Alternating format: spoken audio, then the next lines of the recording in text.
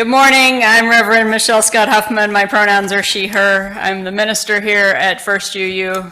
I am they say average height. I don't know what average height is anymore. A woman with short, dark, spiky hair, wearing my sort of patented plaid shirt and navy pants. I'm happy to be here with you all today, and I'm just gonna resist, because that's our theme this month, resistance.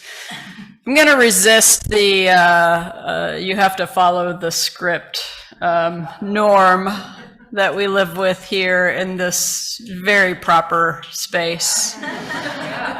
And share with you how overwhelmed I am with love and awe of this community. And I want to invite you to join me in that. So I'm going to ask a lot of things of a lot of people that you're not used to, so just roll with it. And if you can, just ignore me and pretend I didn't say anything. But so first of all, people who are on Zoom, if you don't want to be seen, you should turn off your camera. But I want to invite you to see each other. So to look at each other on the Zoom screen. Luna, can you put gallery view on our screen? Sometimes we don't know who's in the room with us. Sometimes we don't know that there are 14 people, plus the other people in the rooms with them, who join us from home or from other places. Sometimes if we're on this side of the room, we don't know the people on this side of the room. And if we've been here for 50 years, we don't know the people who have been here for 10 minutes or even 5 years. And so I want to invite you to just look around at this community this morning and make eye contact with someone that you don't know. I know this is like that thing that we do in Protestant churches, right? And I'm so sorry. But let yourself lose control for a moment.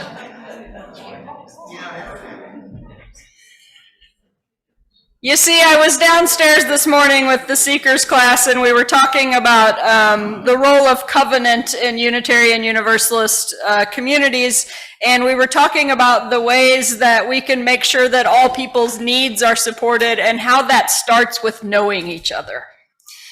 And so just wanted to invite you into this moment of looking around and being like, oh, I haven't seen that person before. I'm going to catch them after the service. I'm going to sit down at a table with them after the service and play a game, because that's what we're doing today. So sorry, Laura, for, doing all that. I'm going to try to get back to what I'm supposed to be doing now. It feels like I haven't seen you all for a really long time. I feel like this month, I finally understand what they mean when they say a month of Sundays. Because I was here on the first Sunday of the month, and then I haven't been here, and now I'm back, and it feels like it's been a lot of Sundays. But really, it's been 3 Sundays that I wasn't here. And so we started this month talking about nonviolent resistance. And then Jessica shared that great Easter message from Karen Anderson on Subway Jesus. And then V and Tom McFarland brought this great service around resistance, resilience, and transformation. And last week, the poetry, y'all. Not that I think anyone has doubted it, but you all are going to be just fine while I'm on sabbatical this summer. There is so much wisdom and experience and creativity in this room, and it's so exciting to be able to bring it forth as a community and share it and grow and learn together and transform ourselves in this space so that we go out into the world and transform all of the other spaces that we're in. It starts with knowing each other, and it continues with seeing and hearing and honoring each other. And sometimes that takes resistance, the thing that we've been talking about this month, because there are ways of being in the world that call us to productivity and busyness and non-connection in a lot of ways. And this thing that we do is resistance against that. So as we wrap up our focus on resistance this month, I want to think just a little bit together today about what I like to call the spirituality of resistance. There's a great book that just came out last month by Caitlin Curtis called Living Resistance, an indigenous vision for seeking wholeness every day. It's a quick read, it's short. It likely leans a little too Christian for many of you. But if that doesn't bother you, I would encourage you to give it a try. And if you're like me and only think of the books you need or want at times when the library building is not open, you can get it on Hoopla in both ebook and audio form. I currently have both on my phone. Caitlin Curtis writes in the introduction to her book, "Dear reader, feeler, unlearner, explorer, friend, I want you to remember something really important as you read this book. You are a human being. You have not yet arrived, but you are continually arriving. The thing about being human is that we are born, we live, we grieve, and we celebrate, and one day we pass on, becoming ancestors and guides to those that come after us. One of the most painful things I notice in my work is that people are scared to start the journey of transformation because they don't know when they will be done. They think a week of reading the right books will get them there, only to find out that it's not enough. They believe that following the right people on Instagram and Twitter will alleviate them of ignorance, but it doesn't, so they give up. They stop reading the books and they go back to whatever status quo they held on to, assuring themselves that change isn't really possible or that the effort isn't worth it in such a hopeless world. We forget that living is our actual adventure, the flesh and blood and spirit with which we journey through earth together. It all matters. So take a deep breath and hear this. You are a human being. You are always arriving. The timeline of your life is not a straight line after all. It is a series of ebbs and flows, backs and forths, heres and theres. You are nowhere and everywhere all at once. And that means that most of the time, the best you can do is be present to the moment. Be open to the unlearning and the learning, and trust that you are doing the work of love. The work of love. The work of resistance is hard, hence the name, resistance. But when you get overwhelmed, Curtis says, come back to these words. I am a human being. I am always arriving. I think it's in the always arriving where the spirituality comes in. There are a multitude of definitions of spirituality, and I'm aware that many of them don't fly with a good portion of the folks listening to me speak right now. So I want to offer a definition that I hope does work. Christina Pulchalski, MD, director of the George Washington Institute for Spirituality and Health, contends that spirituality is the aspect of humanity that refers to the way individuals seek and express meaning and purpose, and the way they experience their connectedness to the moment, to self, to others, to nature, and to the significant or sacred. In You Speak, that definition connects pretty well with our fourth principle of free and responsible search for truth and meaning. And our seventh principle, respect for the interdependent web of all existence of which we are a part. And it connects with the proposed Article 2 changes to the value of evolution, where the revision committee writes, we adapt to a changing world. We covenant to collectively transform and grow spiritually and ethically. Evolution is fundamental to life and to our Unitarian Universalist heritages, never complete and never perfect. We are human beings. We are always arriving. When I look around this room, I see people with extensive experience in resistance, not the least of which is the resistance that was necessary to form and sustain liberal religious community in the Ozarks in the middle of the last century. But not just that. People from this church community resisted against all kinds of status quo in order to see change in the treatment of and opportunities to women, people of color, LGBTQ plus persons, the disability community, and more. Those of us who are activists and advocates today stand on the shoulders of those who did the work 20, 30, even 50 years ago. And even as we stand on those shoulders, we see that the evolution of the work sometimes makes it unrecognizable to those who were in it before us. First, second, and third wave feminists never imagined that their work would pave the way for the inclusion and protection of people who reject the binary gender system altogether. But it's happening. That is not to diminish the terror being carried out in legislative and policy attacks on trans and non-binary people right now, but to say that we are in a very different place, a place with greater possibility than people understood could even be available to us 50 years ago. People who marched for desegregation in the 1960s could not have imagined the need for or development of a Black Lives Matter movement in the 21st century, but here we are. Saul Alinsky didn't anticipate the Occupy movement or subsequent labor movements that have 5 or 6 Starbucks employees banding together to unionize in their small workplaces. People organizing for safe and affordable housing in previous decades would surely be impressed by the work of organizations like STUN and others. I say all of this to say that the work of resistance against the status quo and against systems of exploitation and oppression has to evolve, because the tactics of those who benefit from the way things are continue to evolve. This evolution has aspects that are physical and mental, but I want to suggest that in large part the evolution is spiritual. Asking questions of meaning and purpose that cause us to deconstruct embedded worldviews that were handed down to us but no longer serve us individually or collectively is both an act of resistance against the status quo and a spiritual act that leads to personal growth and transformation.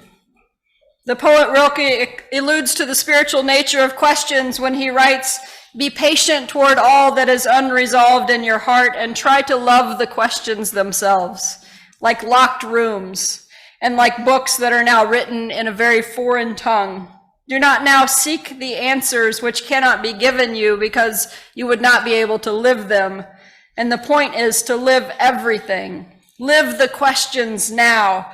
Perhaps you will then gradually, without notice it, live along some distant day into the answer." Rest is an act of resistance against a system that insists that we are all cogs in the ever-turning wheels of production and consumption. Self-love is an act of resistance, particularly for people in marginalized communities. Audre Lorde wrote, "Caring for myself is not self-indulgence, it is self-preservation, and that is an act of political warfare." Living with joy is an act of resistance against situations and circumstances that constantly threaten to crush us under their weight. Yvette Dion writes, "Joy is a revolutionary force. We need it as much as we need anger because it is joy that will help keep us in these bodies long enough to enact justice." Contentment is an act of resistance against all the marketing that says we can never be enough, we can never have enough to make us whole. All of these ways of being are acts of resistance. And they all take a measure of resolve that we can't get into with just our thinking. We can't just walk into it with our bodies. We can't get ourselves there mentally. We have to enter in with something more attuned to mystery and wonder and possibility than our intellect, and something more transcendent than the raw physicality of our bodies. The thing that extends beyond mind and body and ties it all together, I think, is spirit. But what is spirituality for a UU? For an atheist? For a pagan? An agnostic? A secular humanist? For that matter, what is spirituality even for a Christian outside of the trappings of dogma and doctrine? I'm glad you asked.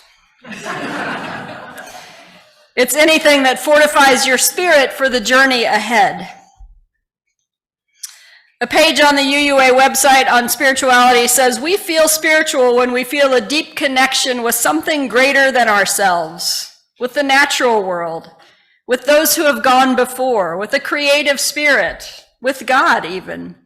Spiritual moments like this, direct experience of transcending mystery and wonder, which may sound familiar as one of our sources, are an important source of learning for Unitarian Universalists. Sometimes those moments of deep spirituality, those moments that catch us by surprise, a sunset takes our breath away. We share a moment of connection with a stranger. We discover a creative insight. One of the ways to nurture spirituality is to allow space in our lives, to take time to simply pause and notice. Our gratitude before a meal, or after time with a group of friends. Our curiosity at something mysterious that doesn't demand answers but leans into the mystery. The courage of those who went before us and paved a way for us to live differently than previous generations. The treasure trove of stories and diverse experiences that exist in any gathering of humans, if only we will sit long enough to hear them, to hear one another into deeper speech. We could talk for days about spiritual practices to help us live in this space of awareness, but to simply pause and notice is a good start to a sense of deep spirituality. A spirituality that keeps us when our mind is exhausted and our body is broken. But there is still much to resist.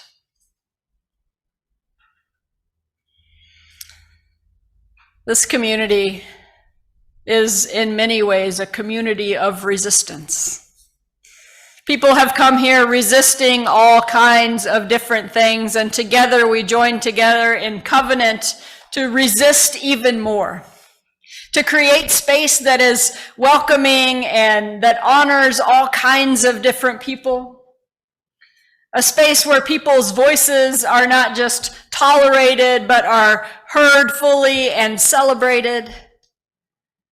A space where we can bring all of our weird religious beliefs and non-religious beliefs and ideas about spirituality all into this mix of people and ideas, and we can share them with each other, and people don't judge us for it, but they lean in and ask us questions about what that belief does for us and how it makes our life better and how it makes us a different and better person. All of that is resistance. Resistance to the ways that we operate in the world that doesn't make space for any of that. So I want to invite you, even as we move on from this month and stop talking about resistance, to know that this thing that we do together will always be resistance, and to support each other in how we show up for that resistance. I want to close my message with what comes at the end of the book that I mentioned earlier, Living Resistance. Curtis writes this resistance commitment. She says, read these words and sign your name at the bottom as a commitment to embodying lifelong resistance. Add a few to the list if you'd like. How do we resist? We resist by breathing, by gardening, by telling the truth, by reading banned books, by singing love songs, by grieving, by trying again, by not giving up on ourselves, by challenging what we think we know, by knowing that love is always there, by trusting future generations, by honoring earlier generations, by drawing pictures, by fighting ableism, by petting dogs, by telling your body that they matter, by sending flowers to a tired friend, by reaching out when you might need flowers, by dreaming of an anti-racist world, by meditating, by meditating, also medicating if you need it. We are not against medicating.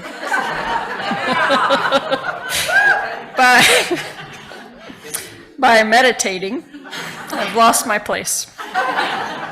When things get hard, by being patient with yourself, by setting healthy boundaries and respecting other people's healthy boundaries and not taking them as an affront to your ego, by believing in solidarity. That wasn't all in there, sorry. By refusing to other your kin, by writing in that journal, by saying hello to Mother Earth every day, by listening to music, by writing music, by deconstructing what you once knew, by asking what it all means, by admitting we know nothing, by honoring humility, by honoring the children, by becoming like children, by dancing in a snowstorm, by holding someone's hand, by holding your own hand, by breathing deep again, by saying yes to all the magic that is, by saying no to the status quo of harm, by honoring whatever realm you are in, by honoring all the spaces in between, by honoring this moment, this time, this embodiment. This is living resistance. If you were reading the book, you would be invited to sign your name to commit to that resistance. So I invite you, if you'd like to sign your name in front of you. Some of you are signing in your heads and hearts because you're too cool to actually do it with your finger, and that's okay. My hope is that we will continue to live into this resistance every day because it matters. It matters in our own lives. It matters to each other. It matters to the world outside of this place that needs what we have to offer. May it be so. Blessed be, and amen. The interlude is We Begin Again in Love. It is number 1037 in the Teal hymnal. The choir will sing the congregational response the first time, and then we will all sing it together after each line that I read. The words you will sing each time are, we forgive ourselves and each other. We begin again in love. This is both the gift and the challenge of covenant. We are ready now for number 1037,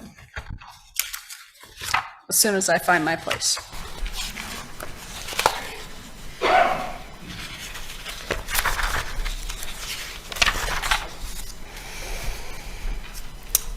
For remaining silent when a single voice would have made a difference.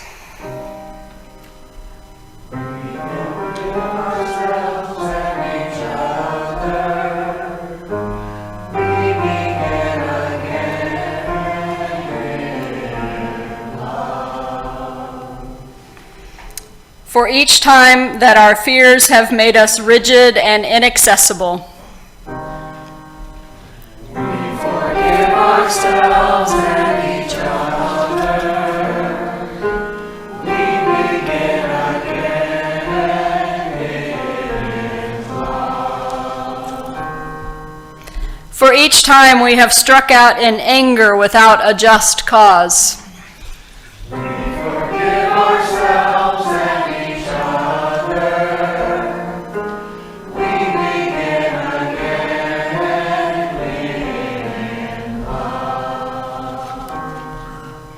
For each time that our greed has blinded us to the needs of others. We forgive ourselves and each other. We begin again in love. For the selfishness that sets us apart and alone. We forgive ourselves and each other. We begin again in love. For falling short of the admonitions of the Spirit. We forgive ourselves and each other. We begin again in love. For losing sight of our unity. We forgive ourselves and each other. We begin again in love.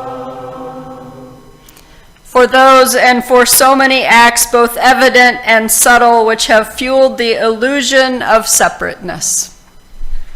We forgive ourselves and each other.